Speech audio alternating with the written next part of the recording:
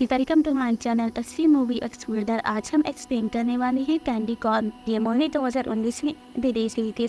Movie की starting में हमें एक 4 फ्रेंड्स का ग्रुप दिखाया जाता है। इसमें 3 लड़के और 1 लड़की होती है और इन्हीं 4 ग्रुप में एक लड़का जिसका नाम माइक होता है।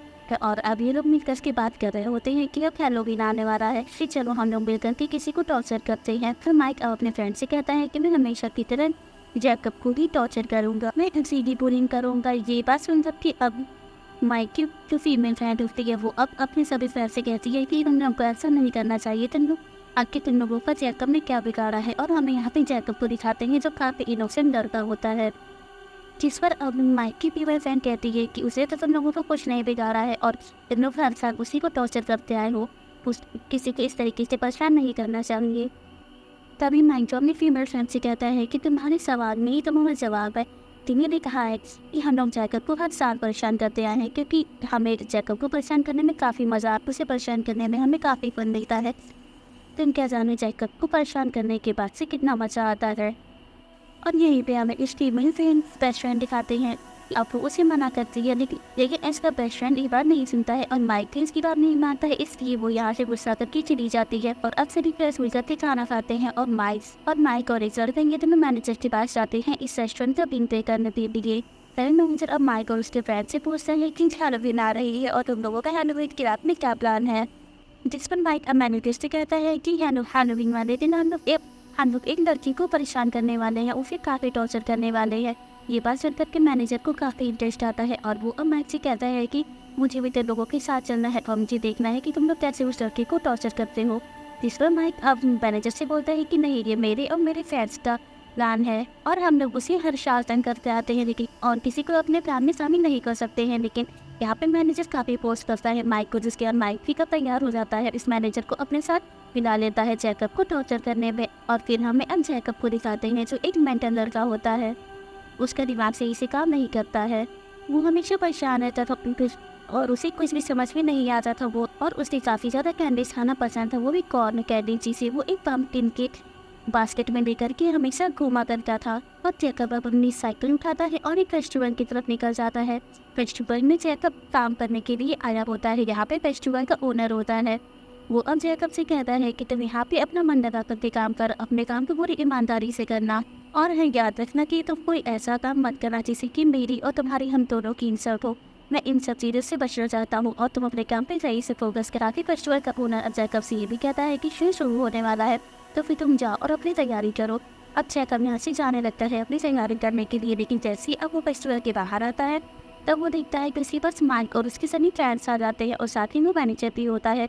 अब जैकब को टॉर्चर करने आए होते हैं और वो यहाँ आकर भी जैकब को काफ़ी परेशान कर रहे होते हैं और जैकब अब इनसे डीडे से काफ़ी तंग आ चुका था, इसीलिए वो गुस्से में माइक को धक्का दे देता है ताकि माइक उसका पीछे छोड़ दे, लेकिन माइक उसका पीछे नहीं छोड़ता था और उससे काफ़ी गुस्सा आता है। फिर वो अपनी सभी फ्रेंड्स के साथ मिलकर के जैकब को बहुत मारता है और माइक और उसके सभी फ्रेंड्स जैकब को इतना ज़्यादा मारते हैं कि वो वहीं पे मर जाता है।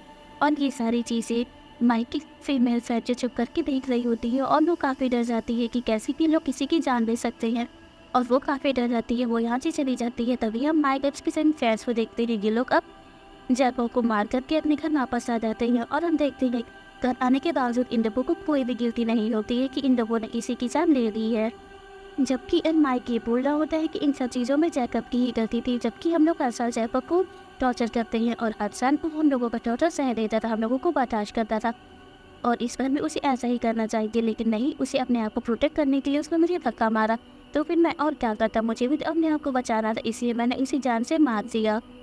वहीं पे हम माइक की फीमेल फ्रेंड को देखते हैं, उसे काफ़ी बुरा लग रहा होता है कि माइक कैसे किसी को मार सकता है, इसे जैकब के लिए काफ़ी दुख हो रहा होता है। वहीं अब हम दूसरी तरफ जैकब की डेड बॉडी को देखते हैं, जिसके पास अब फेस्टिवल का ओनर आता है और उससे काफ़ी गुस्सा आता है जब वो देखते हैं कि उसके वर्कर को किसी ने मार दिया है, क्योंकि वो दिन का बहुत अच्छा इंसान होता है और इसीलिए उन फेस्टिवल के ओनर को बहुत गुस्सा आता है। और वो अब जैकब की डेड बॉडी को उठा करके एक रूम के अंदर ले जाता है, जहाँ पे वो जैकब को एक मास्क पहनाता है और वहाँ पे कुछ रिचुअल्स करने लगता है, जिससे कि उस इंसान की सूट उसके अंदर वापस से दोबारा से आ जाती है।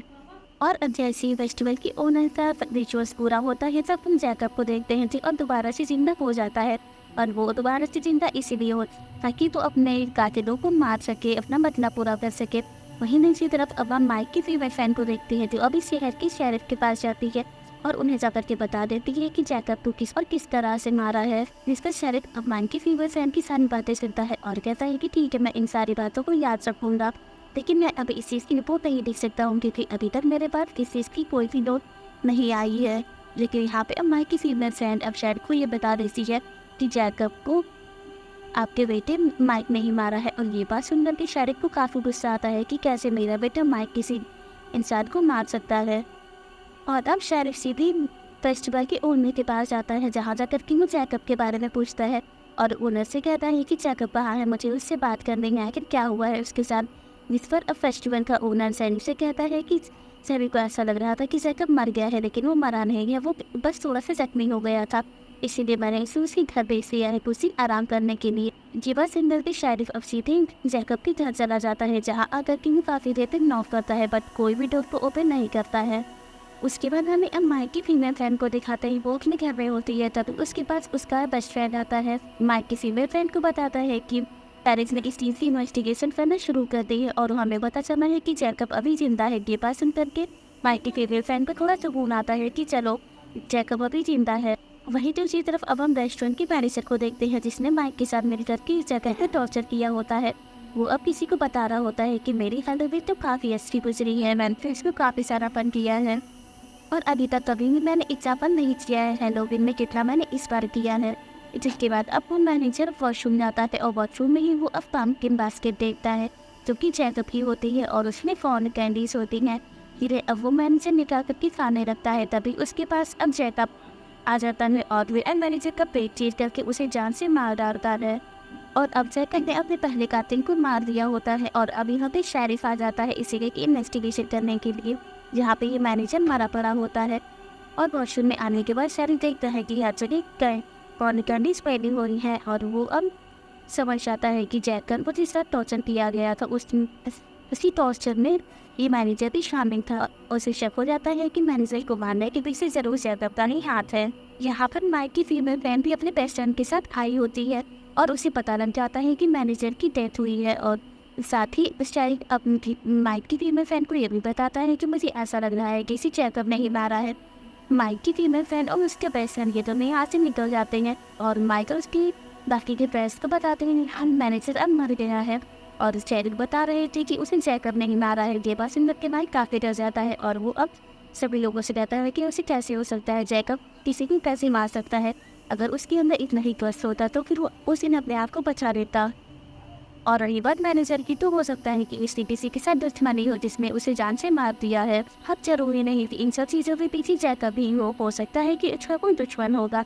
और अब यहाँ पे माइकोस के सभी फ्रेंड इस बात से एग्री कर जाते हैं कि शायद जैकब वो एक खयाल है, जैकब उसे नहीं मार सकता है। और ये लोग इसके बाद माइक और उसके सभी फ्रेंड्स अब अपने फ्रेंड के घर से जाने लगते हैं। जैसे ही अब माइक और उसके सभी फ्रेंड्स अपने दोस्त के घर से चले जाते हैं तभी माइक के फ्रेंड को अपने घर में कुछ अजीबोगरीब सी चीज़ें होने लगती हैं और कुछ आवाज़ें सुनाई देने लगती हैं। तभी अब माइक का फ्रेंड उठकर के वॉशरूम की तरफ जाता है तभी वहाँ पे उसे अब पम्पकिन बास्केट मिलता है जिसमें कॉर्न कैंडीज रखी होती हैं।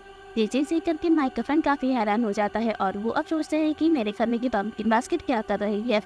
इसीलिए माइक का फ्रेंड उस पम्पकिन बास्केट को चेक करने के लिए आगे बढ़ता है तभी वहाँ पे जैकब आ जाता है और वो अब माइक के फ्रेंड के ऊपर अटैक करता है और उसे दीवार की तरफ ले जाकर के उसके अंदर से स्पाइनल कॉर्ड यानी कि उसकी रीढ़ की हड्डी अपने हाथों से बाहर खींच लेता है और माइक के फ्रेंड की वहीं पे मौत हो जाती है। वहीं दूसरी तरफ हमें अब शेरिफ को दिखाया जाता है और वो अब अगेन से फेस्टिवल ओनर के पास जाता है। वाओ, ओनर से जाकर ये पूछता है कि तुम मुझे सच बताओ जैकब कहाँ पर है और ये सारी मर्डर जैकब ही कर रहा है।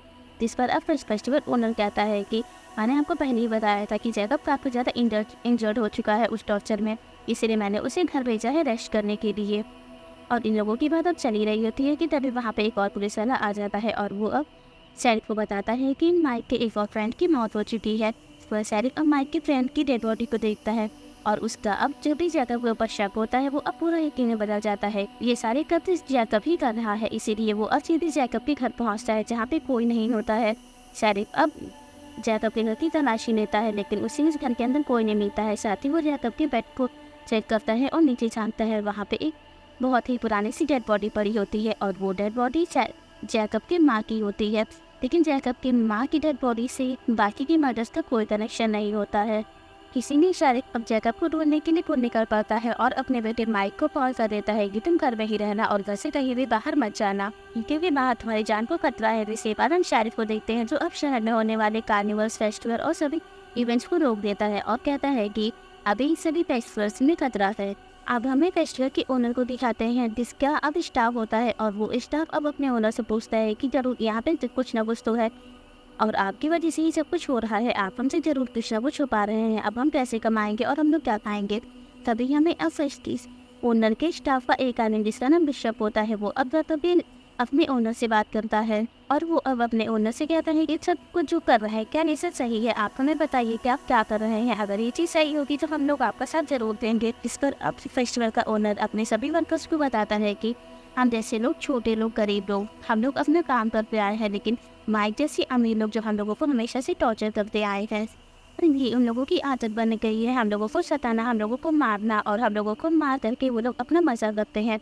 और रियल बात तो ये है कि माइक और उसके सभी फ्रेंड से मिलकर के जैकब को मारा है। मैंने तो उसे बस जिंदा किया है, बस अपने रिचुअल्स करके उसे दोबारा से उसकी सोच उसके अंदर डालती है ताकि वो जिंदा होकर के अपने कातिलों से बदला ले सके और उन्हें मार सके। क्या मैंने ये गलत किया है? क्या मैंने जैकब को दोबारा से चिंता करके गलत काम किया है? जिस पर अब ओनर के सभी वर्कर्स इस बात पे एग्री कर जाते हैं कि ओनर ने जो कुछ भी किया है वो सब सही किया है। हमें माइक और उसके फ्रेंड से बदला लेना ही चाहिए। हमें अब अपने लोगों के ऊपर टॉर्चर बंद करने के लिए कुछ ना कुछ तो करना ही होगा, हमें ये सब कुछ रोकना होगा। जिसके बाद हमें अब माइक की फीमेल फ्रेंड और उसका बेस्ट फ्रेंड दिखाते होते हैं, जहाँ पे अब माइक की फीमेल फ्रेंड अंदर जाती है और जब वो बाहर आती है तब वो देखती है कि इसके बेस्ट फ्रेंड की डेड बॉडी वहीं पे पड़ी होती है, जिसे देख करके माइक की फीमेल फ्रेंड काफ़ी डर जाती है और वो हैरान हो जाती है कि ये सब कुछ कैसे हुआ है। तभी हम वहाँ पे जैकब को देखते हैं जो अब बाहर आता है और वो अब माइक की फीमेल फ्रेंड को पकड़ लेता है और उसकी जवान दांत खींच करके उसे भी वहीं पे मार डालता है। तो वहीं पे अब शारिक भी आ जाता है जहाँ पर माइक की फीमेल फ्रेंड और उसका बेस्ट फ्रेंड होता है और वो यहाँ पे ये चेक करने आया होता है कि वो लोग ठीक हैं या नहीं। लेकिन जैसे ही वो अब अंदर एंटर करता है तब वो देखता है कि माइक की फीमेल फ्रेंड और उसके बेस्ट फ्रेंड की डेड बॉडी वहीं पे पड़ी होती है। और ये चीज़ देख करके शारिक अब सारी बातें समझ जाता है कि ये सर इन सभी लोगों को जैकब ही मार रहा है, वो अपना बदला पूरा कर रहा है। जिसके बाद वो अब अपने बेटे माइक को कॉल करता है और उसे कहता है कि देखो तुम मेरी बात सुनो, अभी तक तुम्हारे सभी दोस्त मारे जा चुके हैं और अब जैकब तुम्हें मारने वाला है, इसीलिए तुम अब उस घर से बाहर मत निकलना और जितना हो सके कमरे के अंदर ही रहना। ये सारी बातें सुनने के बाद माइक को काफ़ी गुस्सा आता है और वो अब अपने घर से बाहर आ जाता है, सीधे अब कार्निवल यानी कि इसी फेस्टिवल वाली जगह पे जाने के लिए, ताकि वो वहाँ जाकर के फेस्टिवल की ओनर पूछ सके कि आखिर ये सब मामला क्या है, आखिर जैकब लोगों को क्यों मार रहा है और वो जिंदा कैसे हुआ। लेकिन जैसे ही अब माइक फेस्टिवल वाले जगह पे पहुँचता तभी वहाँ पे एक आदमी आता है जो माइक को मार करके वही बेहोश कर देता है। वहीं दूसरी तरफ अब हम शारिक को देखते हैं जो अब अपने घर आता है और अपने बेटे को आकर के ढूंढने लगता है, लेकिन उसे अपने घर में उसका बेटा कहीं नहीं मिलता है, जिससे वो काफ़ी परेशान हो जाता है। तभी वो नोटिस करता है कि फेस्टिवल का ओनर जो उसके घर में आकर के बैठा होता है। तभी शारिक अब उसके ऊपर गन पॉइंट करता है और उसे पूछता है कि बता मेरा बेटा कहाँ पर है। तभी हम देखते हैं कि बिशन जो पीछे से आता है और शारिक के ऊपर अटैक कर देता है, जिससे कि शारिक कहीं पर गिर जाता है और वो बेहोश हो जाता है। जिसके बाद फेस्टिवल का ओनर अब शारिक के पास आता है और एक चाकू से शारिक पर गन काट देता है और उसकी वहीं पर मौत हो जाती है। वहीं दूसरी तरफ अब हम माइक को देखते हैं जो बेहोश होता है और उसे एक सीढ़ी से बांध रखा होता है। अब जैसे ही माइक की आँखें खुलती हैं तब वो सामने से देखता है कि उसके पार्लर की यानी कि शारिक की गाड़ी आ रही है और उसे ऐसा लगता है कि शायद मेरे फादर में से बचाने के लिए आए हैं, क्योंकि इस समय माइक बिल्कुल हेल्पलेस होता है। लेकिन जैसे ही अब वो कार नजदीक आती है तो माइक देखता है कि इस कार में उसके फादर नहीं जबकि इसके फादर का सर कटा हुआ रखा होता है। इसी से करके माइक काफ़ी तेजी से रोने लगता है और वो समझ जाता है कि अब वो नहीं बचेगा, क्योंकि जैकब ने इसके फादर को मार डाला है और अब वो मुझे मारने वाला है। और तभी अब माइक के पास जैकब आता है जो अब माइक को आकर के काफ़ी टॉर्चर करता है। पहले तो वो माइक के दोनों हाथों को तोड़ देता है और फिर इसके दोनों पैर तोड़ देता है। फिर वो एक एक करके माइक के सारे दांतों को निकालने लगता है और इसी पूरी तरीके से माइक को टॉर्चर करने के बाद वो उसे मार डालता है। इसके बाद हमारा सीन चेंज होता है और हमें उसी फेस्टिवल के ओनर को दिखाते हैं जो अब दूसरे शहर में अपना शो कर रहा होता है। पर फेस्टिवल का ओनर इसी शो में एक लड़की को नेकलेस बेचता होता है जो कि माइक के नाटों से बना होता है। फेस्टिवल का ओनर उस लड़की को जैकब के बारे में भी बता रहा होता है। सिर्फ जैकब को जिंदा किया और जैकब ने सभी लोगों को मारा था, लेकिन इस लड़की को रेस्टोरेंट के ओनर की बातों के ऊपर बिल्कुल बिलीव नहीं होता है। वो कहती है कि कैसे कोई इंसान दोबारा से जिंदा हो सकता है और वो सभी लोगों को मार सकता है, जिस पर अब फेस्टिवल का ओनर उस लड़की से कहता है कि ऐसा ऐसा तभी हो सकता है जब किसी मासूम गरीब लोगों को टॉर्चर किया जाता है और उन्हें मारा जाता है बिना किसी वजह से। इसीलिए जैकब को दोबारा से जिंदा किया था ताकि वो उन लोगों से बदला दे सके। जिसके बाद हमें हम इस मूवी का एंडिंग सीन दिखाते हैं और हम जैकब को देखते हैं जो अभी भी उसी मास्क को पहन करके अपने घर में बैठा होता है और अपनी फेवरेट कॉर्न कैंडीज को खा रहा होता है। और इसी के साथ इस मूवी की एंडिंग हो जाती है। Thank you for watching.